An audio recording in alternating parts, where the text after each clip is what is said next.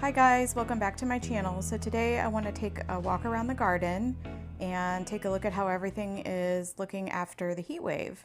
So today is July 5th and the heat has finally broken. It's 76 degrees this morning. It's pretty high humidity, but we did have some temperatures in the upper 90s the last week. Lots of humidity, high dew point, just like a lot of the rest of the country. I'm pretty happy with how everything looks right now. I did have to water pretty heavily every morning, and some things I watered a little bit in the evenings too to keep it happy. But take a look at this elephant ear. This thing is looking amazing right now. I want you guys to guess how many inches this leaf is right here. How many inches do you think that is from the top down to the bottom here?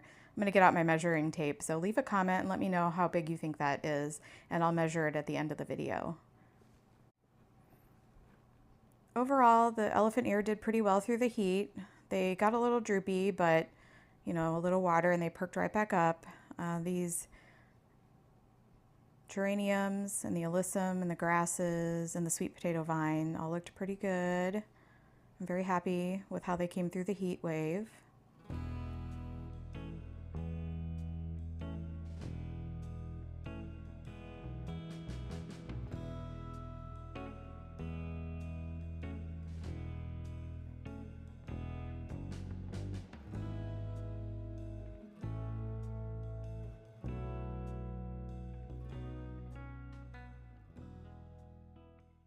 This grass here is starting to put on some of its blooms for the summer. These are really soft pink blooms. I really like how they look. I'm going to try using those in a flower arrangement and see how they work out, if they do well in a vase. Over here is my other grouping of containers with the sun patience. Those definitely need a lot of morning water during the heat of the summer. And I did have to water them in the evenings too because they were looking a little sad. But they came through just fine. Same with the Verbena bonariensis and the alyssum.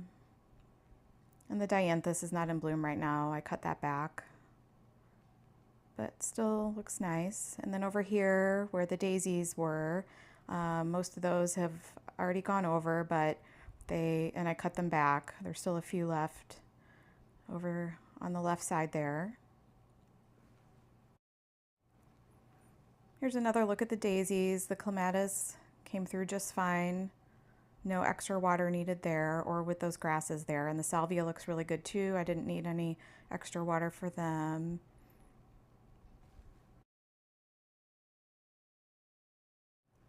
And here's my little bird bath. I have one of those copper discs that's supposed to keep algae from growing, and I ended up taking some zinnia blooms and putting them in the water. I think that looks pretty cute. I might do that with some bigger blooms next time, but they look cute. And here's that new rose I planted a couple weeks ago, and I was really worried about it because we got this heat spell, but it seemed to do really well, and it's got some buds on it. And I actually had a bloom on this plant last week, and I'm going to insert a clip here so you can see what the bloom looked like and you can see the color of the rose. So I was really, really excited to see that, and it looks like there's even more blooms to come here. Okay, here's that bloom from a couple weeks ago where you can see the rose here. I had just planted this 10 days before and it already bloomed for me. Now that bloom didn't last very long. The plant is still, getting established, but I was so excited to see that. I was really wanting to see the color in person because that is one of my favorite colors, that really cool tone pink there. It's really, really beautiful. And it's still got some buds here that I'm looking forward to seeing if those open. So I was really happy to see that, even though it was very short-lived. And here's the mandevilla. This did really well through the heat. It bloomed continually. The blooms really only last about one day, or maybe 1 or 2 days, I would say, but the vines are climbing up really nicely up all 4 sides of the trellis, and I'm training them to start to come back down because it's reached the top of the trellis. But I think this is more of a heat-loving plant, so this did really well through the heat wave.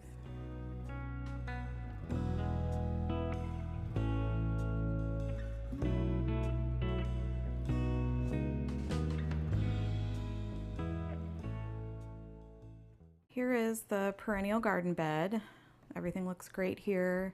The hydrangeas are looking nice and fresh. The coneflower look really good. Nothing looks stressed. A few things need to be cut back, but that's general maintenance. So I was really happy with how everything looked here.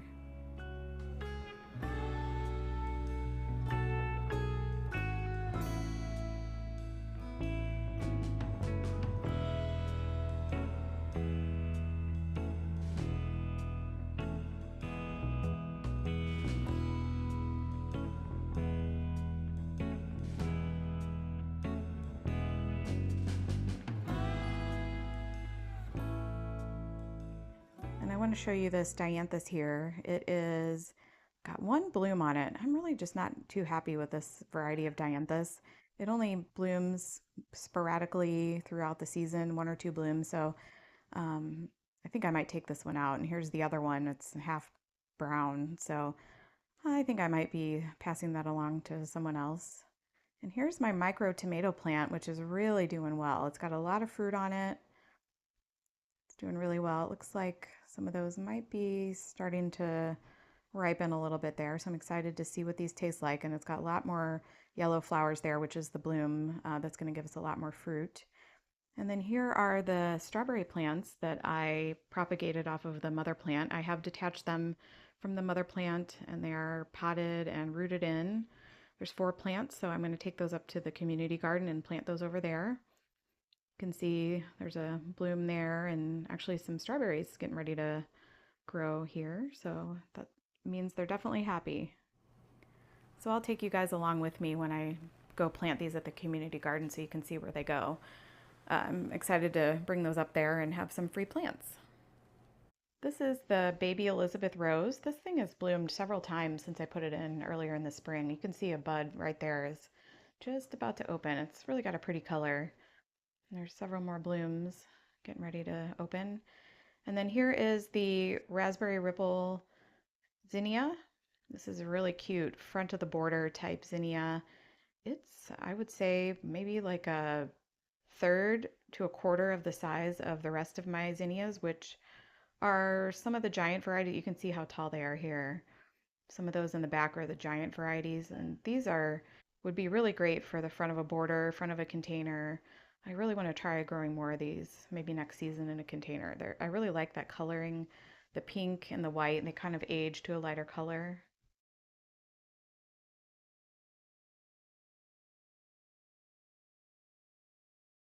Down here are my strawberry plants. This is the mother plant where I got those 4 propagated plants from.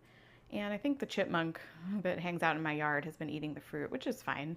I don't mind sharing the fruit with him. And this is some feverfew that I grew from seed. And I really like these flowers, especially in flower arrangements. They're a really pretty white and yellow sort of cluster of flowers that really is a nice filler for a flower arrangement. They're really, really pretty. I have heard that these seed themselves really readily, so that's something to be aware of if you plant them in a garden bed. Here's my zinnia patch. I'm really happy with how these giant zinnias are going here. They're really, really giant blooms. I swear they almost look like dahlia blooms. They're so big. And they're doing really well, really healthy. Great in flower arrangements. I think next year I'm going to try growing every giant zinnia flower that I can get my hands on, specifically from Johnny Seeds, because you just can't beat this, especially the fact that you can cut these and they'll keep growing. It's really nice.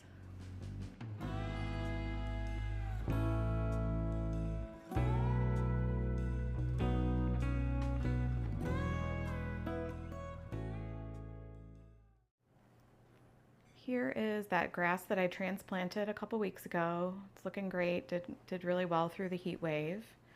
And over here is the drinking gourd hosta that I planted here, also looking great.